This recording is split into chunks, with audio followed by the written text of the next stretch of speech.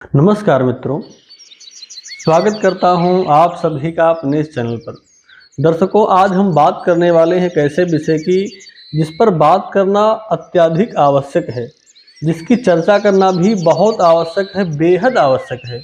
दर्शकों, आज हम बात करेंगे कुंडली में बनने वाले ऋण कारक नामक योग की, कर्ज योग की, और इनसे बचने के उपाय क्या हैं, उस विषय को भी आज चर्चा करते हैं इस वीडियो में। दर्शकों, सबसे पहले आपको बतला दें कि आज के समय हर व्यक्ति लग्जरी लाइफ जीना चाहता है। आज का युवा भी इससे बहुत ज़्यादा प्रभावित है।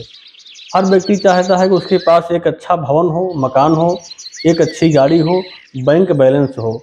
ये चाहना कोई बुरी बात नहीं है, बिल्कुल ऐसा चाहना ही चाहिए, और इसके लिए परिश्रम भी करना चाहिए, कार्य भी करना चाहिए। लोग कर भी रहे हैं, लेकिन कई बार व्यक्ति दूसरे के देखा देखी या दूसरे व्यक्ति को देख करके भी अपने आप को ऐसा समझने लगता है, और किसी व्यक्ति की अच्छी गाड़ी को देख करके, अच्छा भवन देख करके अपना स्वयं बनाने लग जाता है, और बड़े से बड़े मोटे मोटे कर्ज ले लेता है, जिसको चुका नहीं पाने के कारण वो अंत में मानसिक तनाव, डिप्रेशन का शिकार हो जाता है। इससे वो अपनी अच्छी खासी जो जी रहा जिंदगी है उसको भी नष्ट करने का कार्य करता है। तो इसलिए दर्शकों, इनसे बचना अति आवश्यक है। दिखावे में बिल्कुल न पड़े, लेकिन अगर किसी कारणवश आपने कर्जा ले लिया है, कर्जा नहीं चुक रहा है, आप परेशान हैं, तो उससे बचने के उपाय हम आपको जरूर बतलाते हैं। दर्शकों, सबसे पहले आपको बता दें, कुंडली में जो ऋण कारक नामक योग बनता है, वो योग इस प्रकार से बनता है कि अगर आपकी कुंडली का द्वितीय भाव, जिसको धन भाव के नाम से हम लोग जानते हैं, अगर द्वितीय भाव में पापी ग्रह बैठ जाए या पापी ग्रहों की दृष्टि हो जाए, और साथ ही साथ लग्न भाव का स्वामी अगर द्वादश भाव में जाकर के बैठ जाए, वहीं पर कहीं से कर्मेश अर्थात दशम भाव का स्वामी दृष्टि संबंध बना ले, या फिर साथ में बैठ जाए लग्नेश के, तो ऐसी स्थिति में ऋण कारक नामक योग बन जाता है। अब ऐसे योग में व्यक्ति कई बार ऋण ले लेता है, ऋण लेकर के फंस जाता है, ऋण चुका नहीं पाता है, या फिर द्वितीय भाव का स्वामी कहीं भी सूर्य के साथ बैठ करके अस्त हो रहा हो, पापी ग्रहों की दृष्टि हो द्वितीय भाव पर। तो इस प्रकार से होने के बाद कई बार व्यक्ति ऋण में फंस जाता है, ऋण कारक नामक योग बनने लगता है। तो दर्शकों, इस प्रकार से अगर आप कहीं भी फंस गए हैं, आपने ऋण ले लिया है जाने अनजाने में, तो उनसे बचने के बहुत सूक्ष्म और सरल उपाय मैं आपको बतला रहा हूं। अगर श्रद्धा भक्ति के साथ इन उपायों को आप करते हैं तो निश्चय ही ये मान के चलिए कि इससे आपका कल्याण होगा, लाभ होगा, इसमें कोई संशय नहीं। अब पहला उपाय आपको बतला दें कि भाई देखो, पहला उपाय तो यही है कि बिना परिश्रम के कुछ भी होने वाला नहीं है, आपको घर बैठकर कुछ नहीं मिलने वाला है।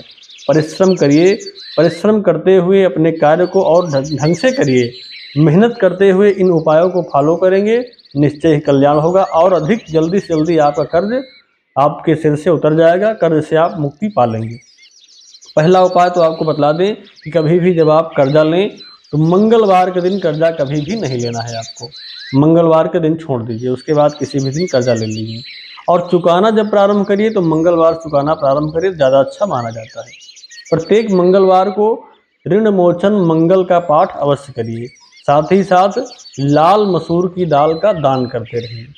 ये कार्य अगर आप निरंतर करते हैं श्रद्धा भक्ति से युक्त होकर के, तो निश्चय ही आप देखेंगे चमत्कारिक कल्याण होगा, चमत्कारिक लाभ आपको दिखाई पड़ेगा, और आपका ऋण धीरे धीरे मुक्त होता चला जाएगा, ऋण से आप मुक्ति पा लेंगे, इसमें कोई संदेह नहीं है। अब बात करें कुंडली में धन कारक योग की, तो दर्शकों, कुंडली में एकादश भाव को आय का भाव यानी लाभ का भाव कहा जाता है। अब लाभ से जब चतुर्थ स्थान को जाएंगे तो लाभ का घर होता है द्वितीय भाव।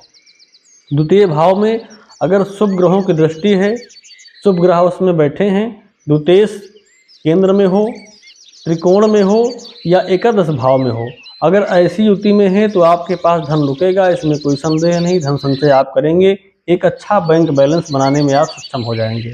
तो कोई भी बड़ा से बड़ा अगर आप कार्य करने जा रहे हैं, बड़ा रिस्क लेने जा रहे हैं, तो एक बार किसी अच्छे विद्वान से, अच्छे एस्ट्रोलॉजर से अपनी कुंडली को दिखा करके ही बड़ा ऋण लें, तभी आपके लिए शुभ रहेगा। अन्यथा कई बार इस प्रकार से ऋण लेकर के आप फंस सकते हैं, और अपने वर्तमान जी रहे जीवन को भी परेशानी में डाल सकते हैं। आज के युवा इससे बहुत ज़्यादा ग्रसित और प्रभावित हैं, इसलिए कुंडली का अध्ययन कराएं, उसके बाद ही ऐसा रिस्क लें। तो आज के लिए बस इतना ही, पुनः मिलेंगे एक नए वीडियो में नई जानकारी के साथ। तब तक के लिए बने रहें हमारे चैनल पर। आज के लिए बस इतना ही। नमस्कार।